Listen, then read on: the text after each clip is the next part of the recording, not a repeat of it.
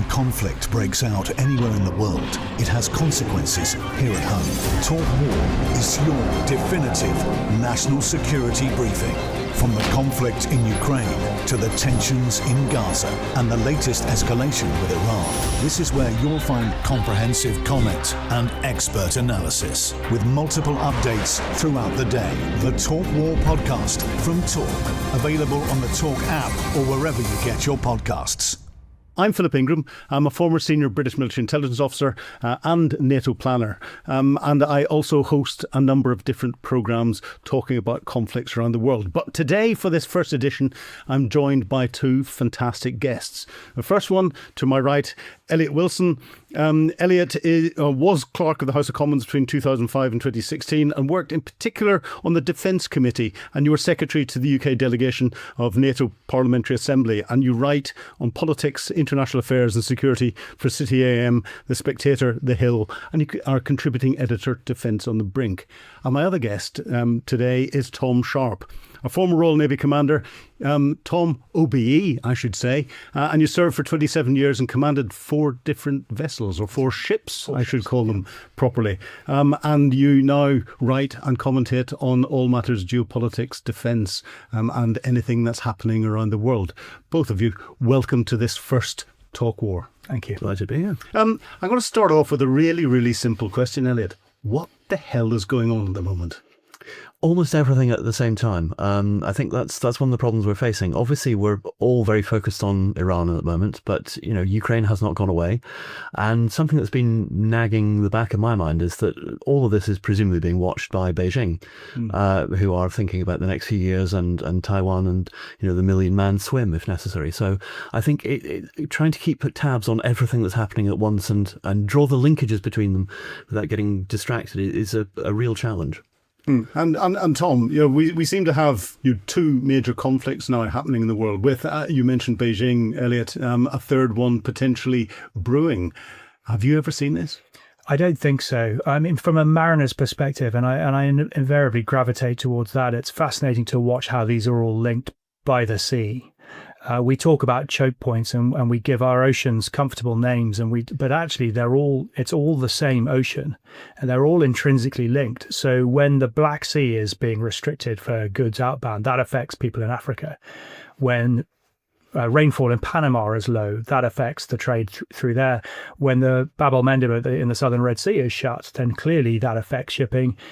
There was a handy sort of alternative on that occasion, and now we're seeing clearly in the Strait of Hormuz what happens when there isn't an alternative. So yeah, this is all linked and all accompanied by this gradual erosion in what seems to be the slightly comfortable, perhaps unrealistic world order that we grew up in post the Cold War. Well, yeah, world order was interesting during the Cold War because we just had the old Soviet Union to focus on. But, Eliot, with the conflicts that are happening at the minute, from a commentator's perspective, but also from a politician's perspective or understanding it, everyone seems to be trying to keep things isolated. We talk about Russia, Ukraine. We talk about what's going on in the Middle East and now Operation Epic Fury. People don't really talk about what's going on in Southeast Asia, but it's all done in isolation. Do you think that's wrong? Should we be talking about this as something that's potentially joined up and looking for those weak points to stop it actually joining up? I think we absolutely should. I think from a politician's point of view, to be simplistic and cynical, there are 2 things that you need to remember. The first is that politicians are aware that the public, and this isn't a criticism, it's an observation, have very short attention spans for news, and particularly for international news and for anything that reeks of politics or geostrategy or anything like that. So politicians know that they can only push so far. I think there's also an issue about different conflicts having, if you like, different goodies and baddies. And you can't always predict where a particular section of the electorate is going to slot into one or another. There's always going to be part of the electorate which is against pretty much anything the Americans are doing. But at the same time, they're often pro-Ukraine because Ukraine is the underdog and has been invaded by a dictatorship. So I think trying to keep them apart makes it more simple for politicians. But I think it ultimately misleads us because they're not different, they're not separate, they're all interlinked. And the actors involved know that. Is that dangerous, Tom? Are we on the path to a global conflict? Are we on the path to World War III? President Zelensky turned around and said World War III has started effectively with the Russians. Is he right? Well, oil is the unifying feature, I think, in all of this. If you want one strand that runs through nearly everything, and clearly it wasn't the cause of the Russian invasion of Ukraine, but then you look at the oil funds that go into Putin's war chest, and we now find ourselves in a situation where Trump is going to relieve some of those sanctions in order to get Russian oil moving because of what's happening in the Straits of Hormuz. I mean, Zelensky must be tearing his hair out. So it's absolutely connected. There are all these different levers. You go to Venezuela or perhaps Cuba next. You look at everything else that's happening in the Bab-el-Mandeb, and you don't have to look very far before you look at oil and the petrodollar and go, is that the common denominator here? And as long as it remains that and a relatively scarce and hard to move resource, then how do we not gradually erode that and escalate towards something resembling a global conflict if we're not in one already? But it's interesting you say oil, and if we look at what the Americans have done in recent weeks and months, we've had the attack on Venezuela and the removal of Maduro, but a lot of discussion around oil, Venezuelan oil, and that was used to support Putin very much, and therefore a link into support Xi Jinping in China. And we look at what's going on with Iran, and if that's all about oil in the Straits of Hormuz, a large percentage of the oil, we've got 20 to 25% of oil and LNG for the globe comes out through the Straits of Hormuz. About 40% of the Iranian oil is headed towards China and impact there. Is this Donald Trump trying to get control from a global perspective over oil to China and therefore put pressure on the Chinese economy? Is he playing a bigger game here? I think that is the game. I think that is exactly the game. Control of the petrodollar. I mean, Venezuela were starting to sell oil in all sorts of currencies. I think this is exactly the game. The question for me is, how much is Donald Trump in control of this, other than sort of the notional idea that, China bad, America great? Well, how much is Donald Trump in control of anything? Right. And so when you also see a lot of people retrofitting things he does to some game of 4D chess. Now, there's a big question there. Do you believe that, or is this just, day to day, minute to minute, tweet by tweet strategy? I suspect, as ever with him, it's somewhere in between, in moments of genius, which get hidden under the bombast and the awkwardness and the things that are uncomfortable to listen to. But it's someone's playing this game. It's a question really for how much is he playing it. Well, I'll come back to the planning in a moment. But Eliot, from a political perspective, you've sat with the Defence Select Committee, you've sat with politicians looking at this. What are our politicians making of it? And where are the political misunderstandings of what's happening from a geographic perspective or geopolitical perspective? Or are politicians getting it right? I think one of the problems, and it's a feature of democracy, is that politicians have to look at long-term, very complex scenarios like this, but also remember that they could be facing an electorate next week. So they have to play two games, and that's not a criticism of them. It's the setup that we have. But I think in today, certainly in the UK, in today's very polarized situation, in which there's an awful lot of anti-American sentiment, there's an awful lot of sort of, I wouldn't say performative exactly, but there's a sympathy for left-wing causes, for Arab causes, although of course the Iranians aren't Arabs and are very firm about that. There's a sort of sympathy for the anti-American underdog, which is the kind of Corbyn-esque politics which Corbyn carried through most of his life. And I think that's a very distorting lens, because it's very simplistic, it's very comfortable. It's what I think Rory Sutherland calls album politics. You don't need to know everything you need to know about a particular subject. You just get them all in one go, and you pull it off the shelf, and that tells you your whole sort of set of views. And so I think politicians are trying to contend with that, and they're trying to work out how they can have a conversation with somebody who seems progressive and radical, and yet will favour the side, for example, of Vladimir Putin over Volodymyr Zelensky, which seems to make no sense. But, the voters don't have to make sense. That's the privilege they get. Well, and the politicians don't have to make sense. Donald Trump doesn't in a lot of the statements. Sorry, tell me. Well, I think this is what we're seeing play out right now today. The 5-year cycle that they're afforded to plan. No government has ever really thought long beyond that. I have Saudi colleagues who sit down over a shisha and go, how's democracy working for you, Tom? Because we can't plan. Yeah. Now, I mean, and I think today that survival horizon is about a week. And all the stories I hear coming out of the House of Commons from people across Whitehall are about week-on-week survival. So that planning horizon, it doesn't, if it ever existed beyond 4 years or 5 years, doesn't exist at all right now.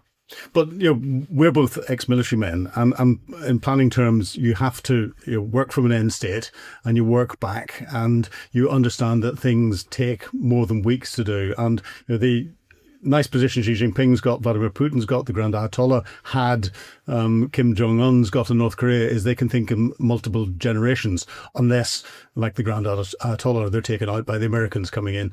But we're having to think in, you say weeks. I think it's probably faster. It's what tomorrow morning's headline is going to be from the different main press outlets that we see. And that really focuses our politicians into this short-termism. But the planning that's gone into Operation Epic Fury that the Americans have done, they've moving 4 carrier groups into the area. That planning takes months and months and months. And the military planners will have understood all of the different options. They will have plans for each of those on the shelf, depending where the political game goes. Can you give our listeners a bit of a flavour for the complexities that there are, and from a naval perspective, but you've probably more joint in a lot of what you do in the naval environment than I was in the army environment. Absolutely, and I was part of the joint planning team for this exact conflict, and I would travel to America periodically to help with that plan. I mean, and it was what they call a Tier 4 plan, fully financed, every single element of logistics worked through. But that's just a ring binder full of clever stuff, right? The trick is getting that into a format that can be used at the right time. And the number of times we saw a beautifully crafted military plan and the operators running out the door, arming up, and just going, right, let's kick some doors in. And you're running them after them with this beautiful plan. Read Annex C. Yes. And then they'll come back to you and go, well, why didn't you tell us about this? And you go, well, we sort of did. So there's a real, and I don't underestimate the difficulty here, but so this totally resourced US plan against this threat has been wargamed and algorithmed for the last 20 years. But I was also witness to us wargaming it to a degree of granularity. I mean, literally with sort of computer algorithms determining what missile hit what and level of damage over a 2-week period. And we lost. We lost that wargame. And by the time we were briefing the 4-star, we had somehow won it. Yeah, the spin had come in. So, and that's just at the military operational level. So scale that up between the interfaces between the military and the politicians, who are the decision makers in all of this, and you can see why these messages and the planning and the clarity of thinking gets muddled, and then that lends itself to the leader going, right, we're going with my plan.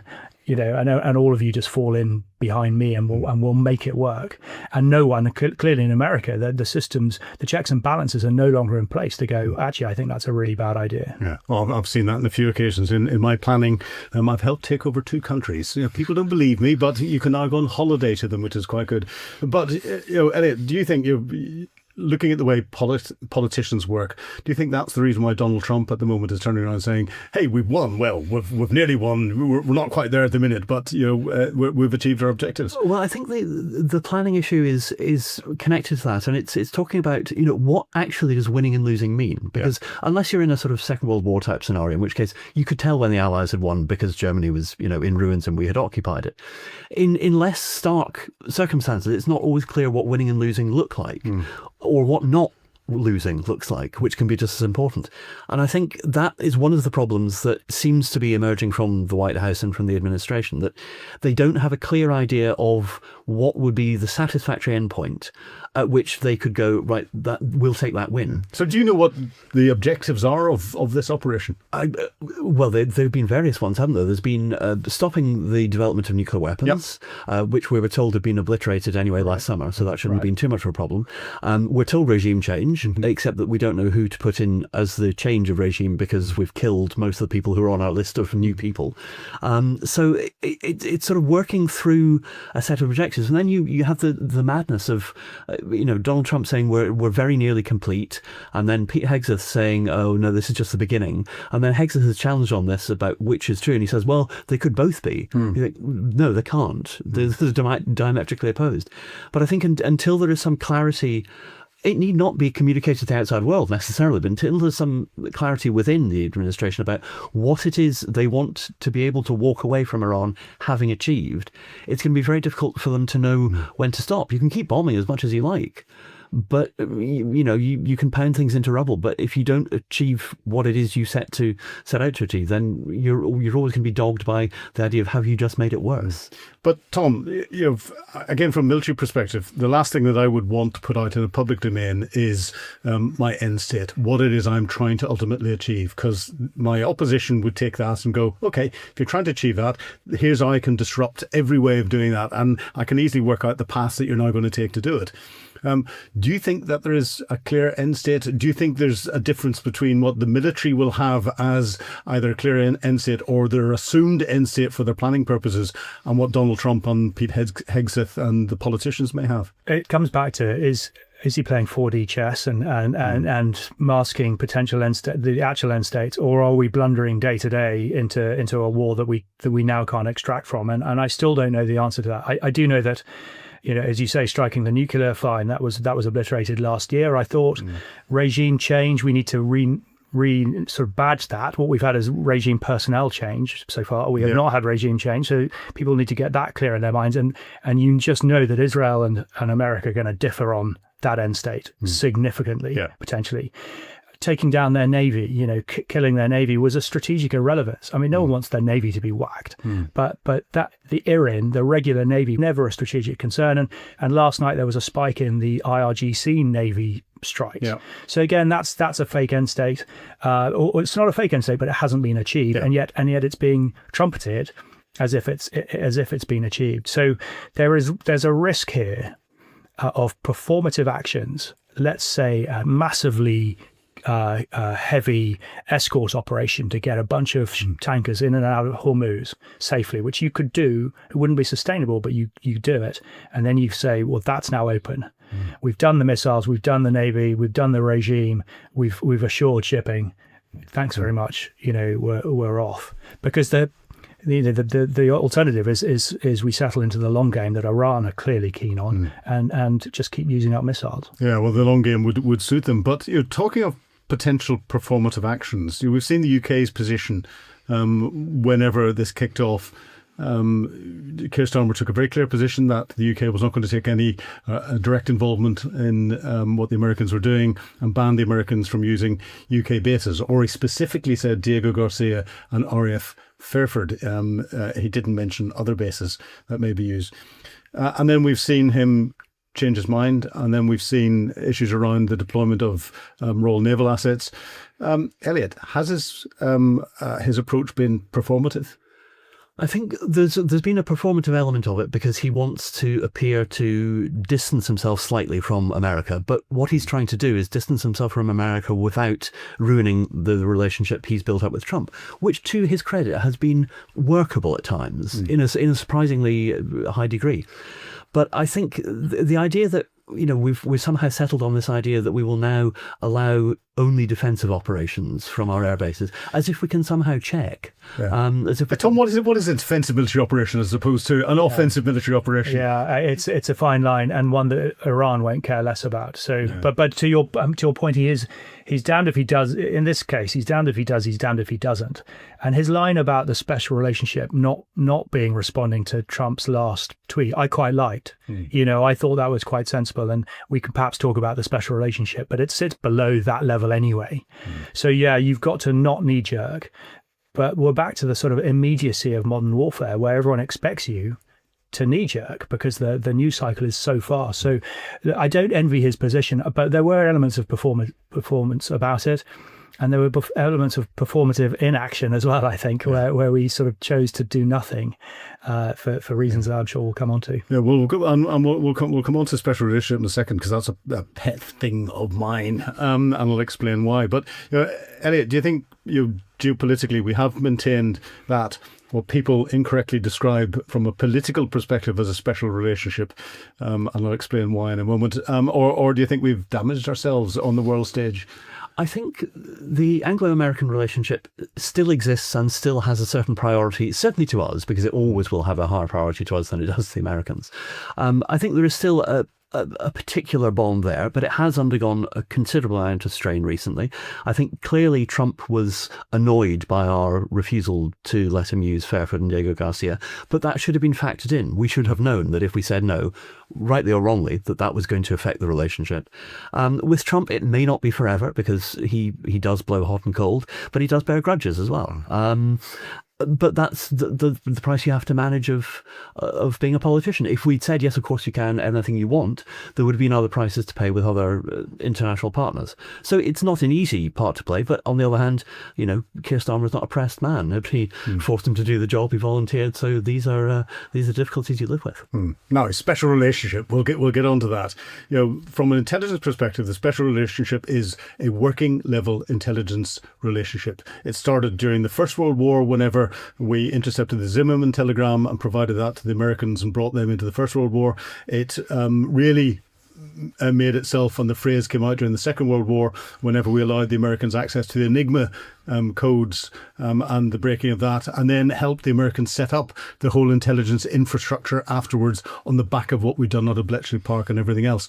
And that special relationship at a working level has tied into what is now the Five Eyes community, and that working level has got a geographic element to it, it's got a physical element to it, and it's got a procedural element to it. And we describe Five Eyes, I describe it as 2 + 3.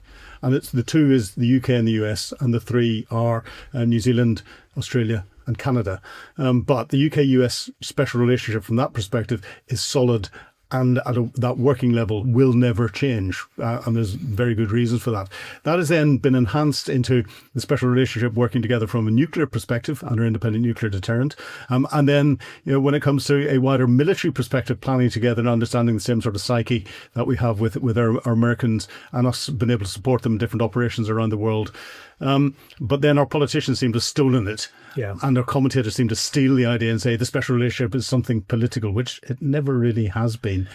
Is that your understanding? I'm with you. It's too emotive a phrase. That's the problem. Yeah. It feels like something really sort of special in the playground type, Big Brother, whatever. And it's not that. It's much more technical, as you say. It started with intelligence. There's technology sharing. There's military to military cooperation. You can't operate F-35s or Typhoons in the contested airspace of the Middle East, or plug in a nuclear powered submarine, or even when we went through the Bab-el-Mandeb last year with Prince of Wales, the Americans put 6 destroyers around her. That's in place. That part of the special relationship is in place. There is a question to be asked about patience levels. And I've seen at the military level, patience wearing thin. In this case, it was with the French. How ironic, given events of the last week when we come back to the Navy. But the Americans only have limited patience. They get our contribution for all these technical things that we can bring to the party. They know we can't do the bombs and the missiles like them. Fine, no one can. We bring these other things. But if we stop bringing them, and if one day our Navy just isn't there, at what point does the military part of the special relationship start to corrode? And that's really worrying, because that's a problem. And they will be taking their cues, no matter how much they don't think so. They will be taking their cues on that from above right now. Right. Well, I want to move on to some little quick fire topics as we get through, because there's some interesting little things that are going on out there for us to begin to answer. And the first one's related to what you just said, Tom. HMS Dragon's deployment, an embarrassment. Oh yeah. I mean, you can dress that up however you like. You can put all the fancy stickers on the bow of your ship. We somewhere between the Navy and the decision makers made an absolute Horlicks. Now, there's 2 parts to this, very briefly. One is the 30-year problem, the demise of our armed forces, the underinvestment over a long period of time caused by prioritizing other departments of state. Fine. I got that at the time. I didn't agree with it, but I got it. Those excuses have now gone and need to be reversed. But that's part one of the Dragon issue, let's call it that.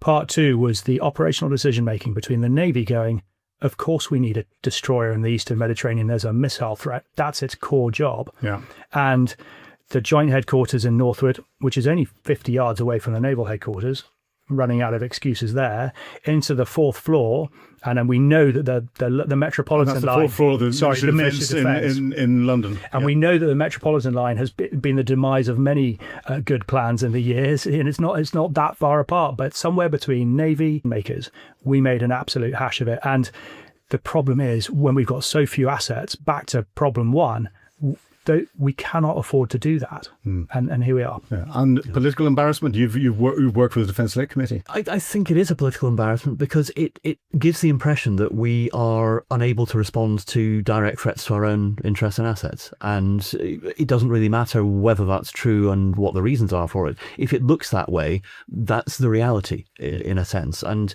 I think if you then get divisions being opened up between the Chief of the Defence Staff and Number 10, or between the services or whatever it is, then I think that just compounds the issue. But yeah, it's been a catastrophic mismanagement of events. And we're starting to see a bit of a rift coming between Number 10, John Healey, and Chief of the Defence Staff. Is that the politicians suddenly going, we need to pass the blame somewhere else? I think there is an element of that. I think there's also an element of part of the political establishment at the moment which doesn't really understand defence at all. And also, I mean, you've now got crazy rumours about, when the Chief of the Defence Staff might be retiring. You think, they only took up office in September. Yeah. And yet that's not impossible because things are so crazy now.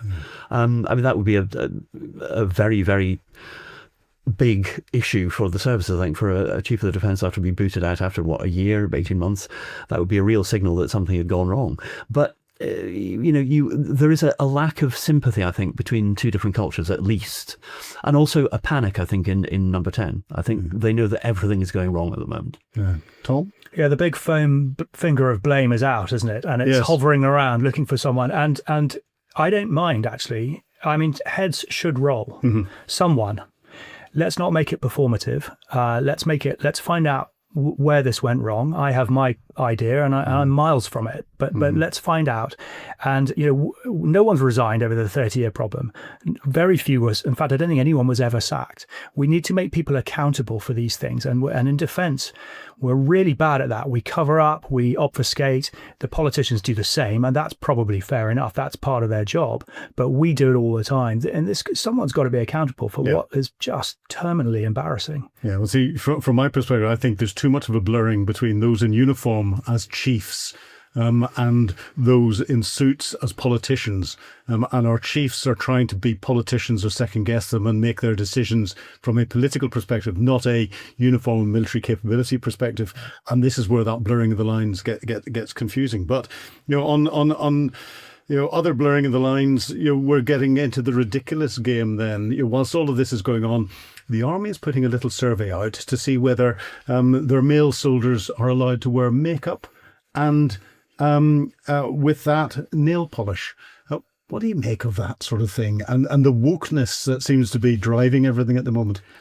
It seems one of the frustrating things is this always seems to be driven by people who aren't the people in question. It's like, what do these people want? It's not actually people saying, can I wear, presumably if it's camouflage, I don't know, maybe that's all right. DPM nail varnish, I must go and get some. But, it seems to be a sort of forestalling of complaints that people imagine might exist and a concentration on anything else apart from what's important. Like the issue that came up a couple of months ago about regimental associations using private clubs which might have, all male or, single sex or whatever. These, if you imagine these are the great issues facing the armed forces at the moment, you should not be anywhere near the armed forces.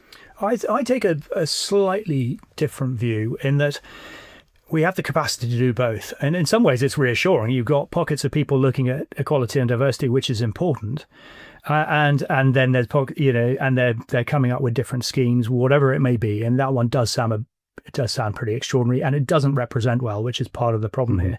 But I don't think it's corroding our will to fight. I really don't. And I'm just using that from a naval perspective. I don't see the DEI thing as being a problem. In fact, I think it's net positive. In fact, I'm sure it is, and I'm basing that on regular visits to naval training colleges and so on. When you're trying to defend that and say to people, this is part of the Navy's not as tough as it was in my day syndrome, which is mainly rubbish, in my view. But it's hard when the RAF are found out for positively discriminating against pilots. It does make that argument much harder to do, and that was one example that massively crossed the line. I think the lower level stuff that rumbles on in the background, just be more savvy with your communications and the way you get out. Well, it's interesting you say communications, because a lot of this seems to come down to messaging, and putting this sort of thing out whenever there's a major conflict brewing. Someone should say, yes, we could do that, but not today. Let's postpone it for 6 months until all of this is finished, because it's a little bit more serious. And of course, the three services have always, had people who, I remember the Royal Signals in Cyprus being accused of dressing up in wedding dresses and various other things. And we smile, and the Royal Navins that will go around and dress up and use them to take the proverbial out of. And the RAF have got the RAF regiment they use, and the British Army's got the paras, or if it's the paras that you're sitting in the bar with, any other regiment will do whenever you're doing that. And it's this sort of thing seems to be becoming policy decisions on what you can say, what you can't say. And is it actually in helping deliver military capability, or is it undermining it? Neither. I think it's just neutral. It's things that happen, but communicate better. I mean, if you take the Army, I have been sort of close to Army communications from a professional perspective, on and off. Define stovepiping. I mean, we talk about inter-service rivalry, because the Army is a whole series of services, and never the twain shall meet. And so if you smash all those together in a resource constrained environment, which is where we are today, I mean, and that the hair pulling starts very, very early when money's tight. And then you put that through a very centralized communications apparatus that is Defence Director of Communications in the MOD, who themselves are very beholden to the principal. The 24-hour red top news cycle, as you said earlier, if that is their output, you can see why things come out that shouldn't come out from a regiment's Instagram account. But because to stop that, you've got to provide a level of regulation that becomes, very controlling. So it's a very fine balance. But you do get frustrated, as you say, in the middle of a conflict when things like this are going out, and you're like, just wait. Yeah. Do it in 6 months. It doesn't, And then from a national perspective, we get into the woke room, we get into the changes. I'm here we are. This was my pay for the last 3 weeks worth of work. The producer gave it to me beforehand. I'll quickly put it in my pocket before he wants it back again. But we're hearing Churchill is being replaced by a hedgehog. Come on, Eliot. Are we a national embarrassment now? At least that didn't happen in 1940, I suppose. There does seem to be a sort of instinctive sense that we must shy away from anything which is old-fashioned in the sense of, patriotism. And if you look at anything that happened before about my lifetime, not blaming myself here, there are going to be bits of it which are uncomfortable. Churchill had uncomfortable views. We find them uncomfortable today on various topics. But here's the thing, he was born in 1874. Of course he did. He would find some of our views uncomfortable. I think if you can't take a step back and look at the sweep of a country's history, particularly one as old as ours, in its entirety, and accept that there is complexity, but nonetheless there is a story behind that which is important, because nationality is a story we tell ourselves effectively, then I think you've gone down a rabbit hole which will have disappeared in 3 years' time, and you'll be looking for the next one. I'm on this one. I'm completely the other way, and with you, it's the gradual erosion of our history, good and bad, is deeply troubling. And to me, this is, and it troubles our wider warfighting capability, because at the ultimate level, it has to be a whole country approach. Well, right, and that's what's been missing for the last 40 years is that lack of understanding. So I think you've got to gather around something, and this to me is utterly performative. I mean, Churchill probably wouldn't mind being likened to a hedgehog in terms terms of being a little bit prickly and hard to sort of get rid of. But in reality, don't spend money on that. That's going to be expensive. Just don't bother. But the broader point about making sure that the good and the bad of our history is taught properly in schools, that's vital. Yeah. Well, taught properly in our schools, everything else, the rising political game seems to be the Greens at the minute with Zach Polanski. He turned around and he said he's going to solve everything by sitting down and talking to Putin. Is he naive? Well, yeah, naive and wrong. I mean, how many times? That's like saying we're going to negotiate with the supreme leader. How many times do we have to be shown that these conversations are not taken at face value? How many people have to die because they're not taken in good faith before everyone realizes that it's absolutely extraordinary that you could even contemplate sitting down with Putin at a negotiating table now after everything that's gone on. And there's also an element of arrogance, isn't there? Because he clearly comes to thinking, I have something which no one else has brought to this situation. I can negotiate with him. And you think, well, Chamberlain thought that with Hitler, and it proved not to be the case. So, no, it's an absurdity by somebody who knows nothing and wants to appear to know everything. Sadly, I don't think we can dismiss him as a hollow threat electorally, but that may not be the case in a couple of years' time. I'm not sure he has the legs.